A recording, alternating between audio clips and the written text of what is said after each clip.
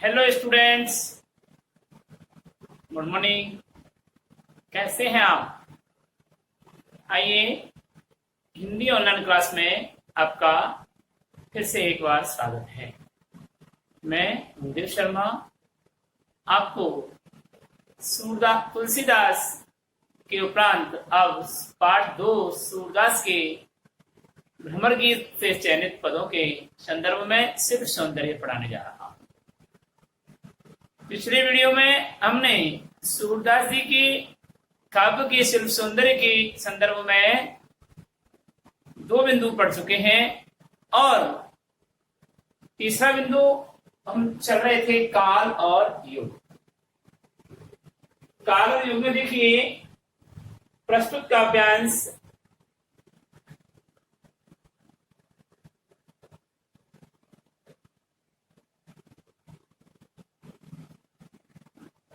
भक्ति काल की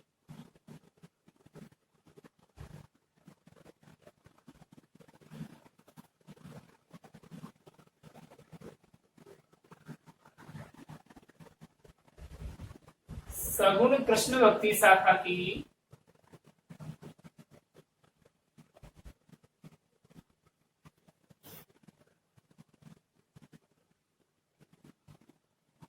काव्य रचना है।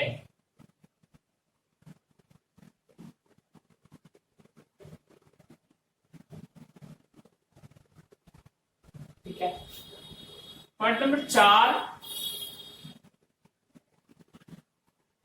और पॉइंट नंबर 4 में है काव्य रस।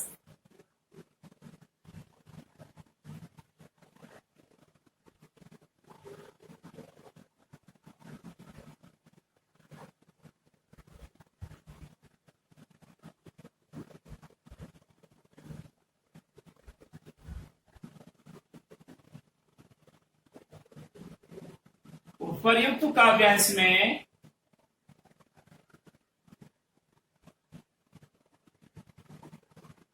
उपर्युक्त काव्यांश में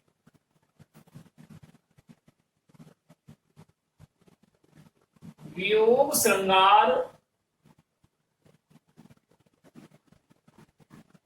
रस का अद्भुत चित्रण किया गया है।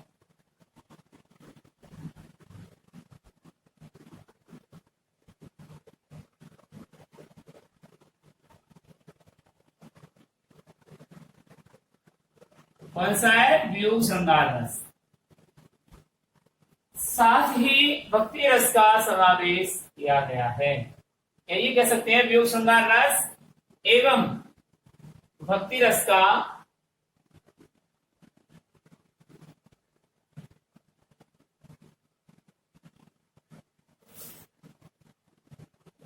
चित्रण किया गया है। पॉइंट नंबर 5 इन 5 काव्य भाव। भाव से मतलब स्थायी भाव। स्थायी भाव, अनुभाव, विभाव, ये 3 भागों में बटा हुआ है इसका। तो काव्य भाव में देखिए आप, उपर्युक्त काव्यांश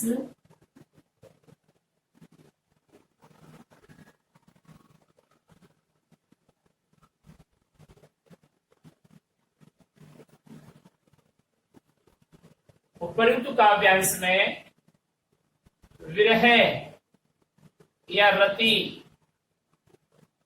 या वियोग और भगवत भक्ति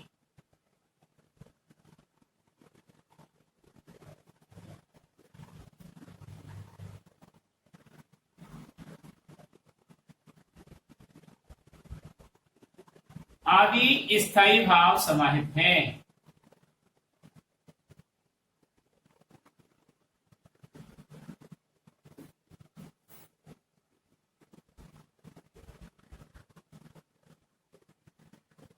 ठीक है, पॉइंट नंबर 6 काव्य गुण।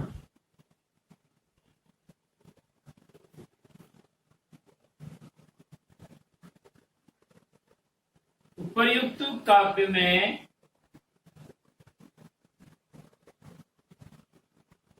उपर्युक्त काव्य में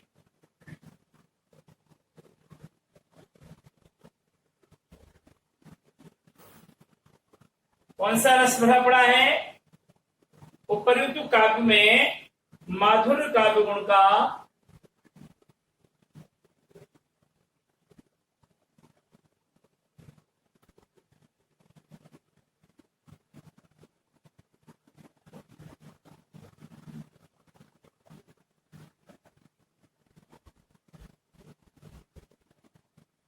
उपर्युक्त काव्य में माधुर्य काव्य गुण का सुंदर चित्रण किया गया है।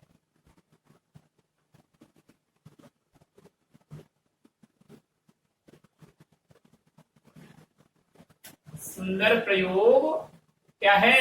समाहित है।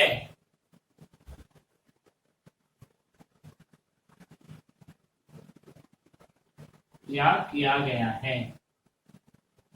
पॉइंट नंबर 7, काव्य छंद।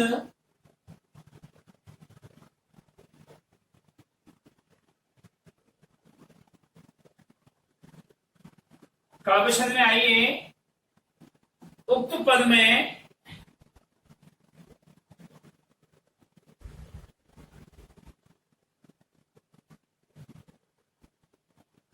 या उक्त पदों में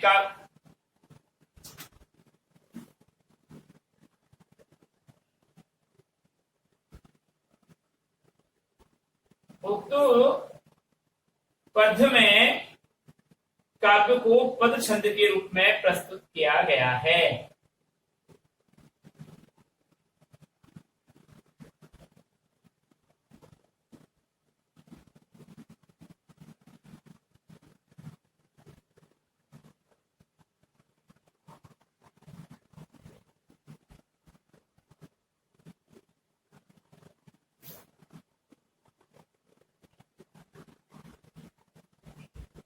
किया है। और नेक्स्ट आता है आपका 8वां पॉइंट, काव्य अलंकार।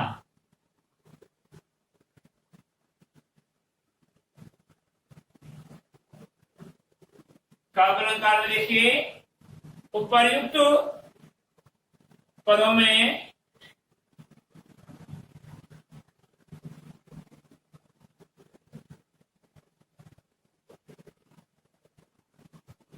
उपर्युक्त पदों में अनुप्रास, रूपक, उपमा,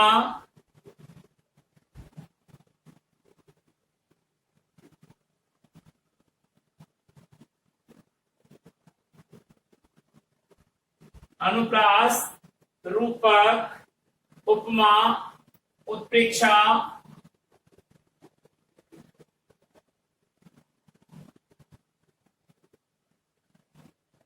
प्रश्न एवं उदाहरण आदि अलंकारों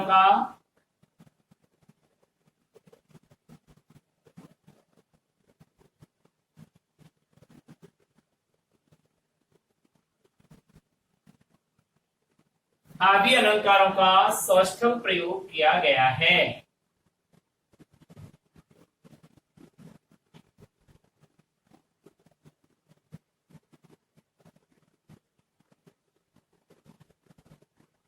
और पॉइंट नंबर 8 है, इसके बाद पॉइंट नंबर 9 यानी 9,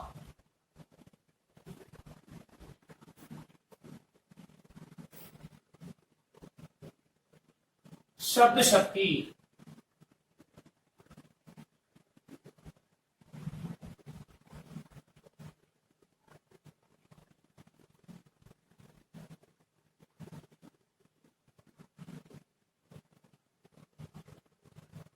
उक्त पद में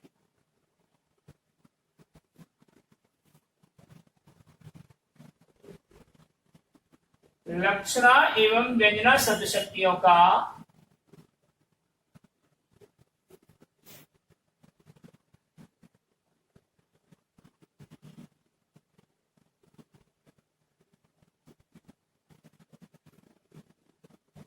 सौष्ठव प्रयोग किया गया है, सौष्ठवता से प्रयोग किया गया है।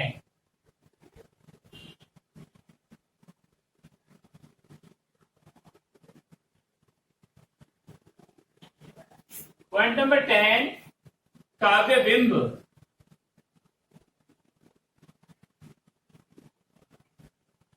काव्य बिंब में देखिए, प्रस्तुत पदों में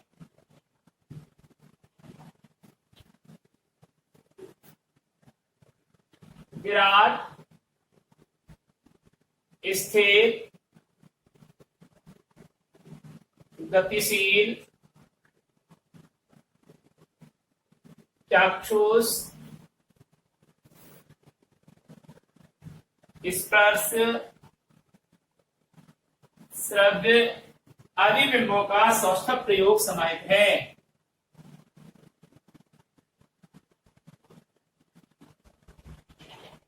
आदि बिंबों का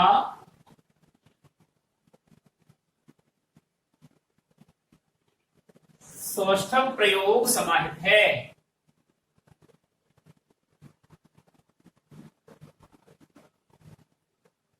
सौष्ठव प्रयोग समाहित है करते हैं।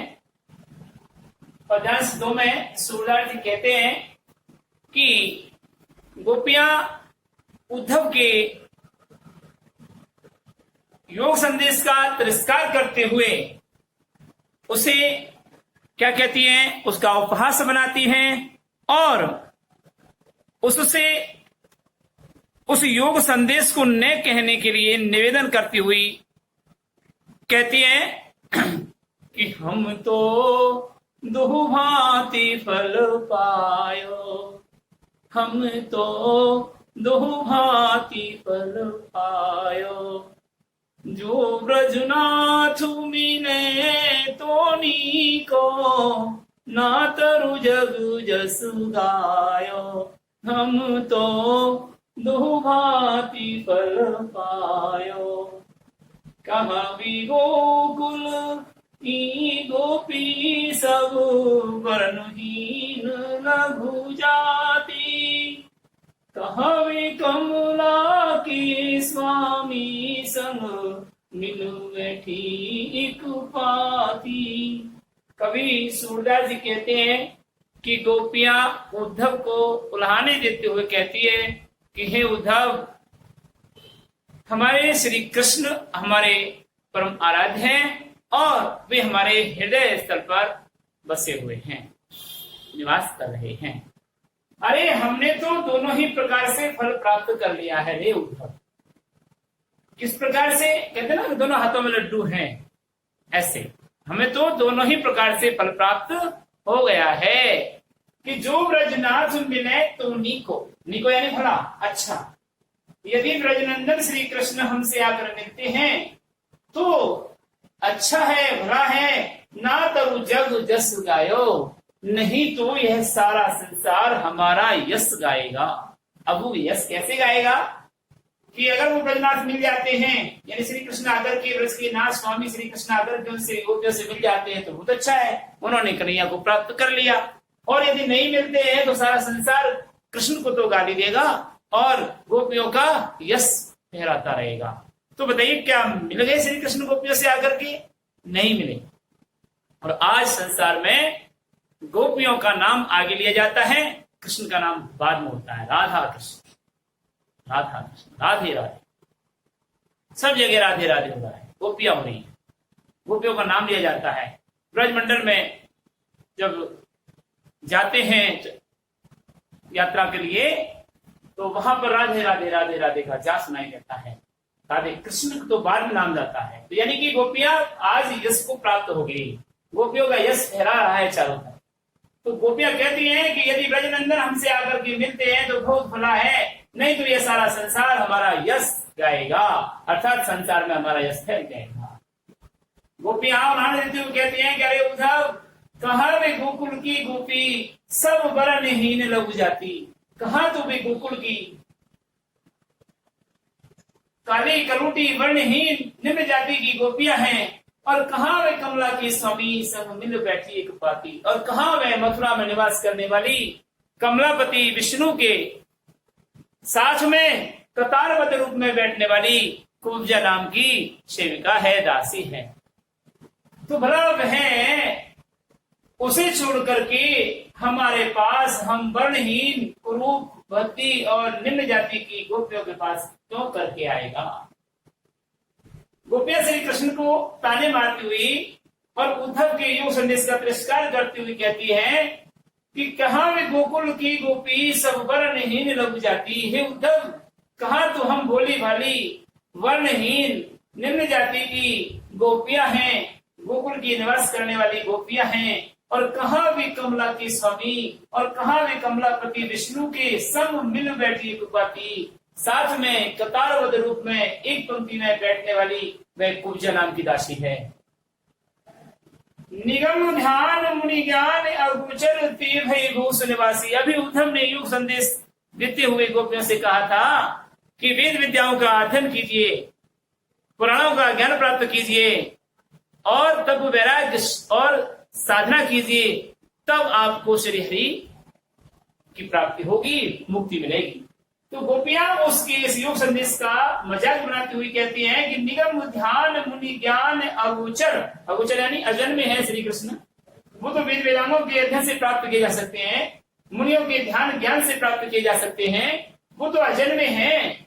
तो उसका ही उनको उल्हाना देते हुए कहती है कि हे उद्धव, यदि हमारे कृष्ण अगोचर हैं, अजन्मे हैं, वेद वेदांगों के अध्ययन से प्राप्त होने वाले हैं, मुनियों के ज्ञान के द्वारा ही प्राप्त किए जा सकते हैं, तो बताओ ते भय घोष निवासी, वे गोकुल के निवासी कैसे बने? घोषण गोकुल, तो वे गोकुल के निवासी कैसे बन गए? अगर भगवान थे तो यहाँ आकर के जन्म क्यों लिया? कैसे बन गए गोकुल के निवासी? ता ऊपर अब साँच कयो जो मुक्ति कौन की राशि। अभी उद्धव ने कहा था कि तुम्हें मुक्ति मिल जाएगी, तो वो कह रही है इसके उपरांत भी उद्धव सच सच बता दो कि वह मुक्ति कौन की राशि है। कौन है ये मुक्ति? किसका नाम है ये मुक्ति? ये मुक्ति किसकी राशि है? अब परेशान हो जाती हैं गोपियां और उद्धव से हाथ जोड़कर निवेदन करती हैं।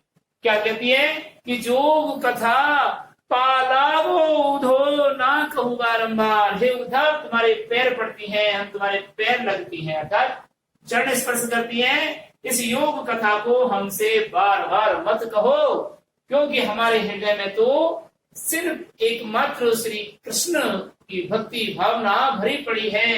सूर श्याम तरी और भजे जो ताकि जननी छार। सूरदास जी कहते हैं कि गोपियां उद्धव से कहने लगी कि हे उद्धव, हम तुम्हारे पैर पड़ती हैं, हमें अब इस योग कथा को मत कहो, बार बार इस योग कथा को मत कहो। अरे हमारे श्याम श्री कृष्ण को छोड़कर जो किसी और का स्मरण करता है उसकी माता को लज्जित करता है, अर्थात कहते ना कि उसकी माँ की ऐसी तैसी, तो ऐसे ही उसकी माता को लज्जित करता है, वह अपनी माँ को छार छार कर देता है। तो पूरे पद्यांश का सह प्रसंग यानी संदर्भ सहित हम अर्थ करते हैं, तो ध्यान से सुनिए। सह प्रसंग में प्रस्तुत काव्यांश हमारी पाठ्य पुस्तक सृजन के सूरदास द्वारा रचित भ्रमर गीत से चयनित पदों से लिया गया है, जो हमारी पाठ्य पुस्तक की अध्याय नंबर 2 में संकलित है। प्रस्तुत काव्यांश में गोपियां उद्धव के योग संदेश का तिरस्कार करती हुई ईश्वर के, श्री कृष्ण के ईश्वर रूप का उपहास बनाती हुई और उद्धव को निवेदन करती हुई कहती हैं कि हे उद्धव, हमने तो दोनों ही प्रकार से फल प्राप्त कर लिया है।